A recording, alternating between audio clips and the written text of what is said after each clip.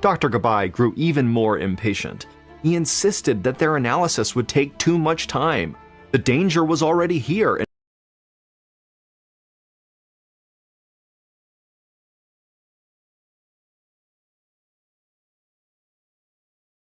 Dr. Gabai grew even more impatient.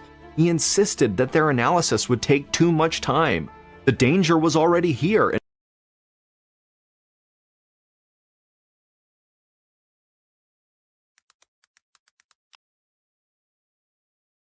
Dr. Gabai grew even more impatient. In 1969, he insisted that their analysis would take too much time. The danger was already here. All done, Sue? Yep, and not just with your hair. With the help of Zero accounting software, I've sorted my numbers too. Dr. Gabai So grew now even more I can take my impatient. business He insisted anywhere. that their analysis would take too much time. The danger was already here. Where to next? All done, Sue? Yep, and not just with your hair. With the help of With a Zero simple accounting search, software, you can I've discover the sorted my world. numbers too. Dr. Gabai So grew now even I more can take my impatient. business He insisted anywhere. that their analysis. And that there, or even this. Wherever you're going, discover tours, tickets, and attractions at getyourguide.co.uk. Unforgettable travel experiences. where is it? I heard the door open. I heard the bells. I heard the pot. I heard the footsteps. I saw the door open. I see the thing walk in. I watched it walk down the aisle. I watched it bend over. It's in the room. Where is it? And this is night one. There's 2 more nights of this, and it gets worse.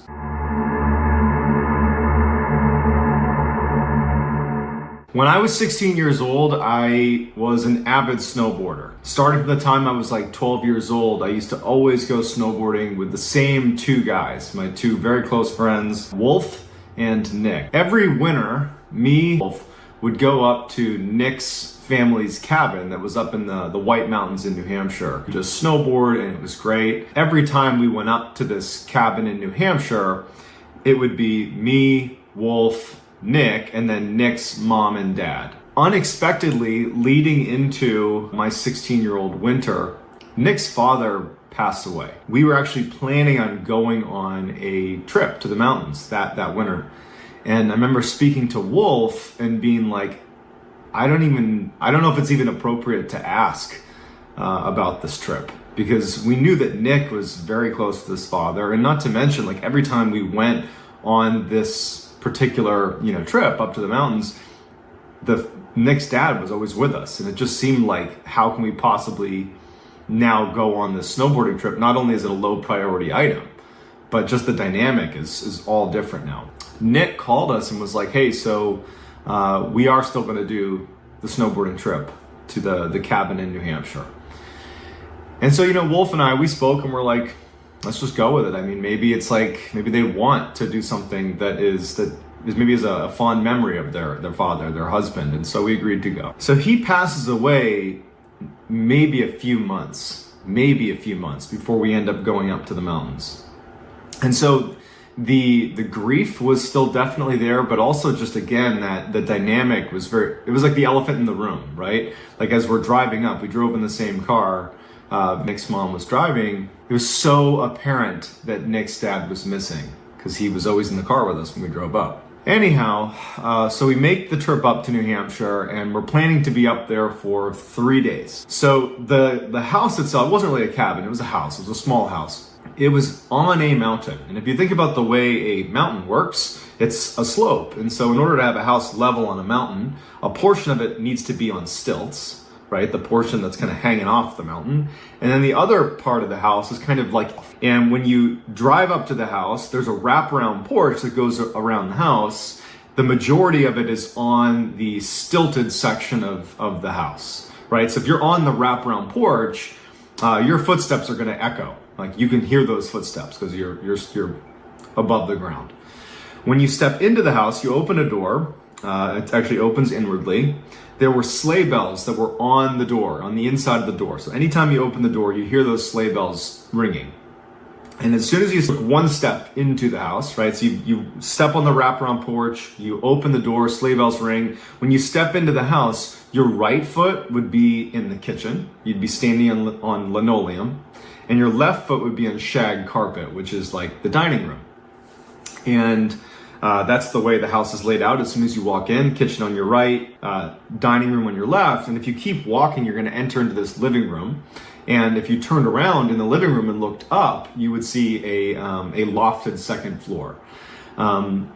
If you walk into the house, again, your right foot's in the kitchen, your left foot's in the dining room, and you walked as if you were going into that living space, but stopped about halfway across the house, you could look, and this hallway is bringing you, call it, into the mountain. If you think about, again, the layout of the house, you have a portion of the house that's sitting in the mountain and a portion of the house that's on stilts. Well, this hallway leads into the section of the house that's in the mountain. And if you go down this hallway, and it turns left, it's a short little hallway, it brings you to one room. And that room is where me, Nick, and Wolf would stay every time we went snowboarding at this mountain. That room, if you go into it, it's a corner-fed room. You open the door, and immediately to your right is a bunk bed. I would always sleep on the bottom bunk, and Wolf would sleep on the top bunk. Our feet would be closest to the door. In the center of the room, with the remaining space, because this is not a big room, there was like a queen-size bed. It was like a slightly larger bed that sat basically in all of the free space that was left over in the room. It was sitting right in the middle of the room, and that's where Nick would sleep. So basically the room was completely packed with 3 places to sleep and really not much else. There was a very small space between the queen-size bed and the bunk bed, so you could walk between those two, but that was about it. So that layout's very important, and you'll see why. We snowboard for the day, we come, and me, Nick, and Wolf decide we're gonna crash super early and get up early and have a full day of riding ahead of us, because we're avid snowboarders. So we go to our room, the one that's kind of, you go down that hallway and you get to the room I just described. We planned on going to bed early, but we were excited, and so we stayed up gaming for a bit. And then maybe around like 11 or 12 o'clock at night, Nick, who again is in the queen size bed, and Wolf was in the top bunk, they ultimately fall asleep. I was still awake, and what struck me, and it always struck me whenever I slept in this room, is when you turn off all the electricity and you're just laying in bed in this house, in particular this room, it is pitch black. There's no windows. You're in the segment of the house that's, in the mountain. It is truly pitch black. Not to mention the house itself, there weren't really any neighbors nearby, because this house, Nick's family had purchased it a while ago when this used to be an active ski resort, the mountain itself that it was on. But it wasn't anymore, and most people that were living there had left and sold their property. But a few people had decided to stay, and so Nick's family was one of them. So they had this cabin on an abandoned ski resort. There was virtually no streetlights, there's virtually no neighbors, and so at night, when you're laying in this room, like I was this night, you're really struck by just how dark and quiet it is. I mean, basically no white noise, silence and pitch black. And so I'm laying there, and one other detail that needs to be brought up before we get into what actually happens. So Nick had 2 much older brothers. They were in their 30s, and we're 16 years old, and we were expecting one of them, we didn't know which, to swing by the house at some point over the next few days. That's what Nick's mom had said. Nick had kind of reiterated it. And I think that Wolf and I understood that, now that Nick's father was gone, that they were just kind of trying to find a way to fill the void that was left from the father passing. And so we were expecting over the course of that weekend for someone, one of the 2 brothers, to come to this house and stay with us for a night or whatever it was. I had never met either of these 2 brothers. I knew they existed, but I had never met them before. But somewhere in the back of my mind, I know that probably one of them is going to show up at some point, maybe tonight, maybe tomorrow, whenever it is. Man, it's giving me goosebumps just thinking about this. So that night, as I'm laying in bed, I'm thinking about how dark and quiet it is. I remember the only light in the room was the digital clock, the little red digital clock, and it was like a beacon in the light, and that doesn't emit much light, but when it's pure darkness, it does. And I just could not fall asleep. I remember I got to a place where I started counting how many hours of sleep I might get if I fell asleep right then and there, which is never a good sign. That means you're not close to sleeping. If you're like, okay, if I fell asleep now, I'll get 3 hours and 22 minutes of sleep, right? Like that's where I was at mentally.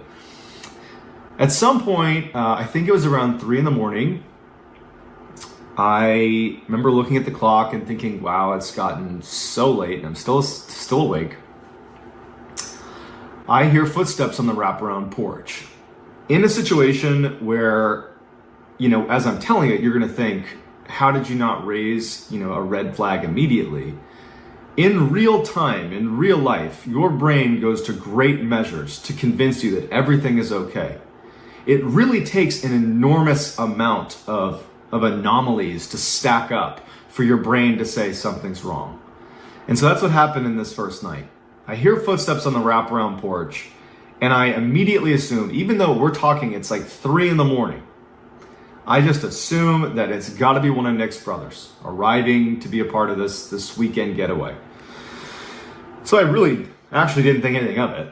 I actually just thought, well, when he comes in the house, if he happens to come in here to check on us, I'll just pretend to be asleep in case, he were to see that I was awake. I don't want to have a conversation with him. Number one, it's 3 a.m. Number two, I don't know the guy. I'm just going to pretend to be asleep. So that's all I'm thinking about. Not worried, not scared, not anything. Footsteps on the wraparound porch, and then the door opens, and I can hear the sleigh bells that are on the door itself. I can hear those chime as the door opens. Again, no part of me is concerned about this. I'm thinking it's a little bit weird that they're arriving at 3 a.m, but we knew that his brothers had these weird work schedules where they might show up in the middle of the night. So it was just, it was whatever it was. Sleigh bells ring, and then I hear what sounds like a pot, like a kitchen pot, fall and hit the linoleum floor in the kitchen. And I remember just the sound stood out to me. It just seemed like this person's kind of making a bit of a commotion in the middle of the night here. And the door didn't shut. And I noticed that. I figured they were maybe bringing their stuff in, right? They're offloading some stuff. And they're leaving the door open. Just thinking about this, it's really making me feel uncomfortable. This year, the true story of a broadband customer who wrestled with destiny, triumphed over the giants of cyberspace, and tasted the elixir of connection. Who, me? An epic journey to switch internet provider. Not really. A broadband switch that will echo through history. Nope. It was quick and easy. Hyper fast, hyper reliable. Who, me? No, Darren. Hyper optic full fiber broadband. So I hear the footsteps in the wraparound porch, the door opens, I can hear the sleigh bells, a pot falls and it hits the linoleum floor. The footsteps that I could hear on the wraparound porch, because it's on stilts, right? Like the porch is hovering over the ground.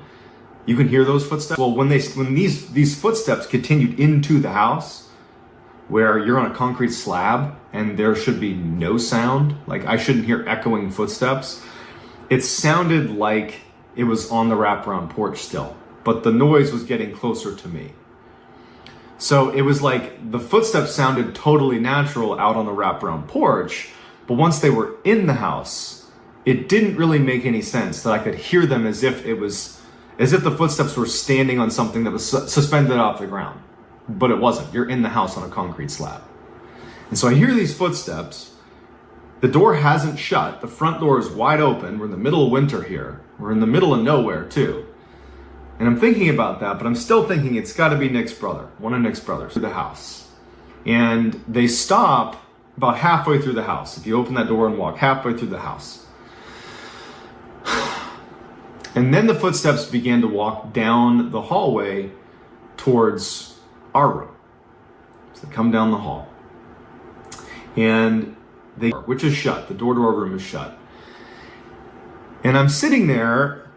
Again, my feet are closest to the door. It's pitch black in the room, minus the, digital clock. And I'm thinking, why didn't they shut the front door? Of all the weird things that have happened, the fact that I'm hearing footsteps as if they're on the wraparound porch, but they're getting louder and moving through the house, the thing that really just made the hair on the back of my neck stand up was, why didn't they shut the front door? That just seems like such a bad idea. There's animals out there. There's a host of things out there. Like, why aren't you shut? And not to mention, it's freezing outside. There's a space bed, the bottom bunk that I'm on, and the top bunk. There's a space that I can see clear as day. Whoever walks in the room, I'm gonna see them when they walk past the foot of the bed. But because of the top bunk, my view is actually obscured, and I wouldn't be able to make out someone's face, for example. I could really only see their middle section. And so when the door opens, and this shadow figure walks into the room, which, by the way, I'm in a pitch black room, and I clearly make out a black silhouette. This thing walks into the room, and it's obscured, so I wouldn't have been able to see its head or upper body anyways, but its hips are so high that I can't even really see those. Those are at the level that I would expect someone's upper body or head to be at, meaning this figure that's walked in, its legs are extremely long, and so if it was proportionally the size of a human, you're talking about maybe a 10-foot tall person, but we're in a space that is not a 10-foot high ceiling. And so this thing walks in, and as soon as I see it, and I make out that black silhouette in the room, I clearly see the silhouette that is unnaturally tall, combined with all the things that I've just thought about, mainly the door's still open, they've made kind of a commotion, I can hear these weird footsteps. I instantly was frozen with terror. Frozen, petrified. I'm like, it's not Nick's brother. And even if we're not talking about paranormal here, this is such a bad situation. Even if that's just some dude who's come into the house, that's a really bad situation. So no matter what, this is a really bad situation, but what I'm looking at doesn't make sense. It's an unnaturally tall person, they've left the door open, and I hear their footsteps all over the house, and it walks in past the foot of the bed. And I'm laying there, and I can't see higher than its waist, because it's obscured by the top bunk. And this thing makes this like facing movement, like a military facing movement, and begins to walk down the aisle between the queen size bed in the middle of the room and the bunk bed where I am. And it's walking down right next to me, and I'm literally sitting there unable to move. And I remember thinking, I can't do anything. I'm truly frozen with terror. And all I remember thinking is, whatever happens, just don't bend down and look at me. That will ruin my life. If this thing so much as looks at me, that's it, I'm done. So it walks down the aisle, it's right next to me. I'm literally frozen. And it does another quick movement, but it's facing away from me now. Facing towards Nick in the center of the room. And it bows onto and then down through Nick's bed and disappears. With Adobe Express, creating everything we need to share a home fragrance business. In a movie, as soon as the ghost disappears into the floor, whoever's hiding would make a run for it. In real life, there's no such thing as ghosts. There's no such thing as people disappearing into the ground. So I'm expecting this thing to just get back up again. I couldn't understand that it was, what did it disappear into the bed? That's not possible. Where is it? I heard the door open. I heard the bells. I heard the pot. I heard the footsteps. I saw the door open. I see the thing walk in. I watched it walk down the aisle. I watched it bend over. It's in the room. Where is it? And for hours, all night, I laid there absolutely petrified, expecting this thing to come back up and just look at me.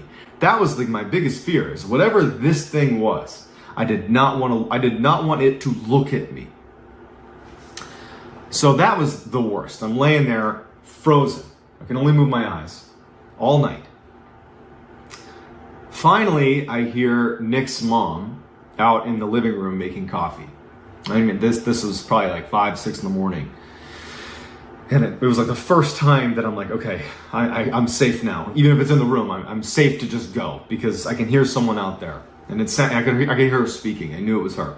And so I go right out there. And now you got to understand that even though this was a horrible situation that I still can't really explain, I know that she has just lost her husband. And so the idea of approaching this subject, which effectively is going to turn into ghosts, right? I've never had a paranormal experience before this. I've never had a paranormal experience since, right? Like I'm more or less a skeptic, and I'm going to go out there and I'm going to start talking about ghosts to the woman who's recently bereaved. It just felt really inappropriate. And so I was really struggling with how I wanted to communicate what happened. And so I went to the table, she got me a cup of coffee, and and we know each other well, she knows me well, and she definitely picked up that something was wrong. but didn't really ask anything yet. She was just kind of puzzling, like kind of sizing me up a little bit. And the only thing I could think did either of your two sons, Nick's older two brothers, did they stop by at any point last night? Did they stop by? And she's like, no. Mm-mm. And I'm sitting there like, okay. And I'm just like, I must have had a reaction that was obvious to her. And she just goes, I heard my husband here last night too. And, that made it a lot worse. Because on the one hand, you have a situation where she is confirming something that part of me hopes is a bad dream. Number two, she's now saying it's her husband. And so I intuitively assumed that she has somehow figured out what I'm stressed about that probably isn't real. And because she's grieving, she's created a story where her husband is now in the house, looking over us. I really believed that she didn't hear anything, that she just somehow understood that I had this weird feeling and she'd turned it into oh, my husband's in the house. And I just couldn't ask any more questions at that point. I felt like I had set her up for this awkward exchange. I felt really bad that that was the discussion we were having. I also thought it's true. I don't want to have this conversation. I really was just dumbfounded on what to do in this situation. And this is night one. There's 2 more nights of this, and it gets worse. So Nick and Wolf eventually come out of the bedroom and they come to the dining room. And the same way I felt reserved talking to Nick's mom about what happened, I had the same feelings about Nick because it was his father. And I also just felt like that would be inappropriate. But Wolf, he's not a family member and he's my buddy. And I kind of pulled him aside and I kind of told him what was going on as best as I could. But I kept it kind of generic. I was like, I could have sworn I heard someone in the house last night. I could have sworn.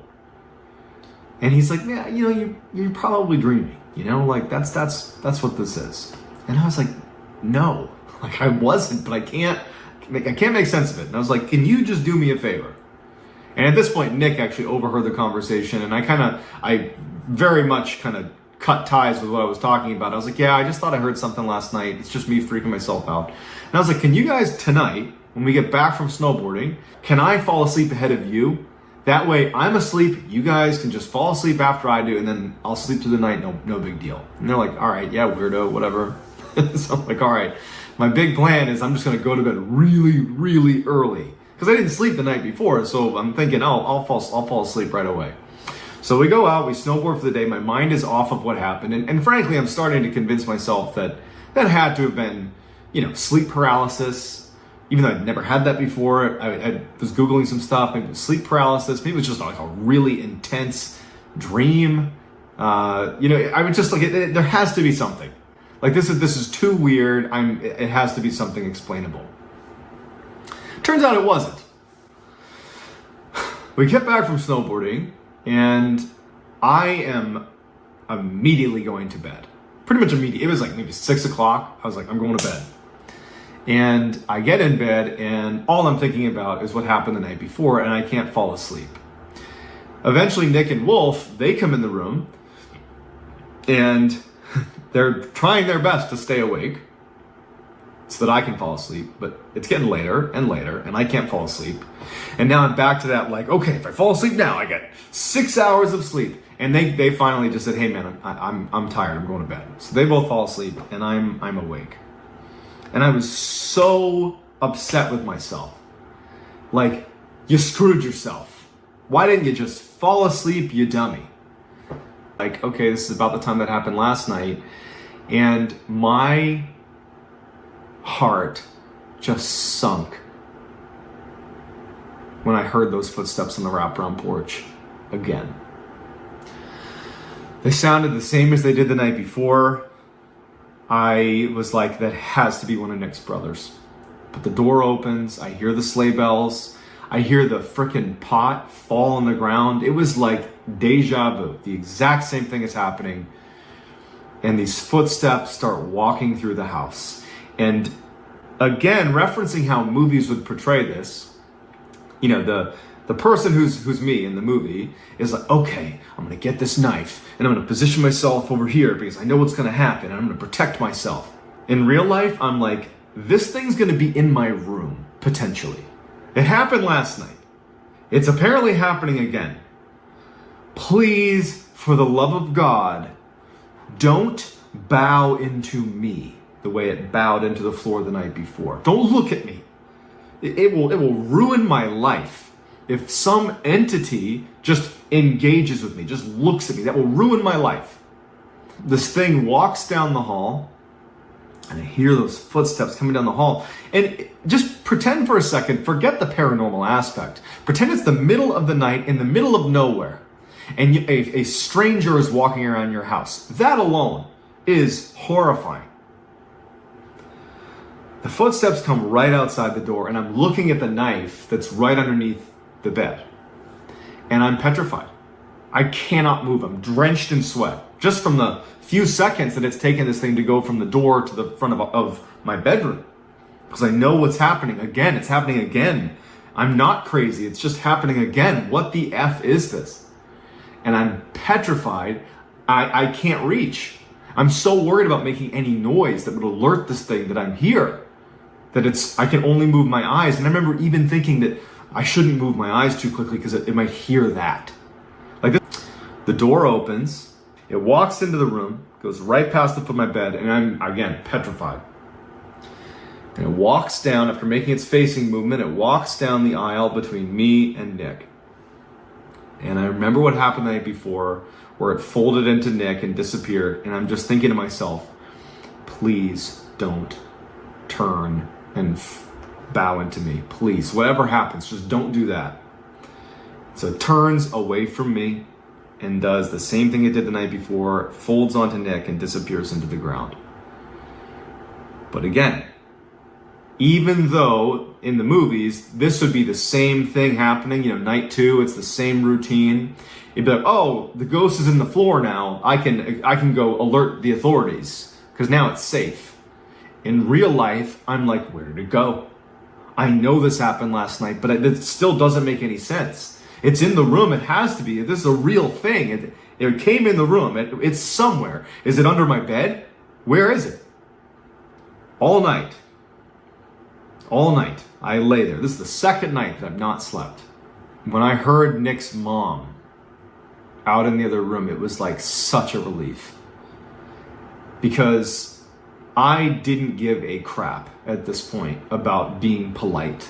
I wasn't going to try to, distance myself from the conversation around ghosts. I was going to go out there and be like, what's wrong with this house? And so I hear her and I go right out to the living room and I tell her everything in as acute detail as I possibly can. And as I'm telling her this, her reaction didn't line up. Her reaction was not surprise, terror, confusion. It was empathy. She felt bad for me. It was sympathy. You don't understand. I'm listening, but you just don't understand what's happening. And I'm telling her every detail I can possibly muster. And at the end of it, or towards the end, she just kind of stops me. She's like, John, I told you yesterday, and again, I heard him. It's just my husband. I heard him last night too. You got nothing to worry about. And I was like, no, that cannot be. That cannot be what it is. And she was like, I heard him open the door. I heard the pot fall. I heard him walk through the house. I'm assuming he went into Nick's room again with you guys. And I'm like, what is happening? So totally now just beside myself. I remember I was crying actually. During this conversation, I'm just crying. Not even tears of sadness as much as just what's happening? I needed my mom. I felt so helpless. And no offense to Nick's mom, but I just felt like I was with a lunatic. How? But like at the same time, she's recalling the exact same things as me. How do I put that together? I remember thinking, I need to leave. I need to get out of here. I can't be here anymore. But then I thought about, like, how am I going to make this happen? I looked forward to this trip every year. It wouldn't have made any sense, and they would have been like, what's wrong with you? And I honestly was not prepared to have those conversations with my mom and dad. I was not prepared to be like, let me tell you about the ghost I saw over the past 2 days. And so I was just kind of resigned and decided to stay. In retrospect, I think I should have called my parents and been like, that's what parents are for. Like, get the hell up here. It doesn't matter why. Come get me. But it was such a confusing moment that I had no blueprint for how to handle. So I just stayed. Nick and Wolf finally get up. And I remember I made that decision as I'm sitting there thinking about what's happening. Is Nick's mom is reassuring me, you know, about her husband being in the house. And I make the decision that I'm going to stay. Nick and Wolf come out of the room, and they come over, and Wolf looks at me to get a gauge on what happened. And you can see it all over my face. I've been crying. And I told them what happened. And, you know, Nick was always kind of a stoic, and he was just unaffected, you know. Wolf, on the other hand, was more inclined to, at a minimum, believe something was happening. He didn't know if it was a ghost or not, but he certainly understood that something's going on. And the fact that Nick's mom, as I'm explaining to Nick and Wolf what's going on, she was like reinforcing my argument. Yeah, I heard him too. I heard the door open. Yeah, I was upstairs. I heard him walk through the house. And Wolf's like, what's going on? And Nick is like, he didn't want to hear it, kind of. It probably was uncomfortable. It's about his father, or ultimately talking about his father. Before we went out snowboarding for the day, because Nick's mom would drive us and drop us off, she brought us to a local store, and we bought a coffee table because they've been looking to replace the one that was in their house. Basically, when you walk into the house, instead of turning down the hallway towards our room, if you just keep walking into the lofted area, at the foot of the stairs was a coffee table where they kept a landline phone, because you're in the middle of nowhere and you got to have some way to call, and they put it right at the foot of the stairs in this little coffee table.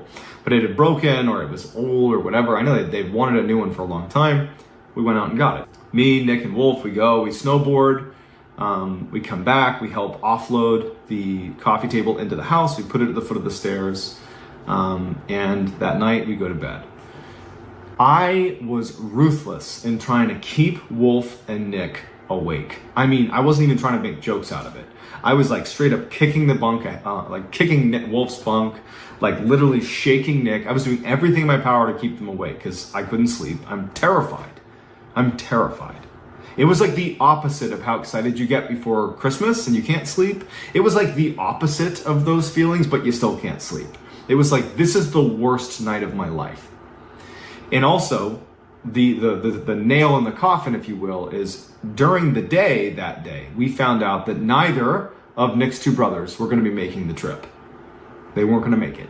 So no one's going to be at the house. No one should be at the house except for us. And so that night I'm laying there, and after all my attempts to keep Nick and Wolf awake, they fall asleep. Everyone's asleep. The house, it's silent. And around 2, 3 in the morning, I'm getting goosebumps just thinking about it. I hear those footsteps on the wraparound porch. The door opens and I hear the sleigh bells ringing on the door. A pot falls on the ground and the footsteps walk into the house. And this is the 3rd time that this has happened. So in a way, this was the first time that I was expecting something to happen. For it to walk down the hall, to come in the room, to come next to me, fold into Nick, and then that's it. This was the first time I had a little bit of, call it security, that something was going to happen, and I understood what was going to happen. I didn't understand it, but I expected something to happen. But this was not the case this night. It walked into the house. Everything was the same. It walked into the house, but instead of going down the hallway towards our room, it kept walking into the lofted area. And the lofted area, from where I was laying, my foot's at the door, my head's back here, the wall straight, if I like sat up in bed and looked straight, the wall right there led into the area where this thing was. So I'm basically, if there wasn't a wall, I'd be looking dead at this thing. And I'm waiting for it to walk through the wall. As crazy as that sounds, I'm just anticipating something coming through the wall. After a long pause, being in that lofted area, I hear it go up the steps. Listening to the creak of the steps as it goes up the steps, it makes my skin crawl. It's making me like emotional thinking about how terrifying that was. It walks up the stairs.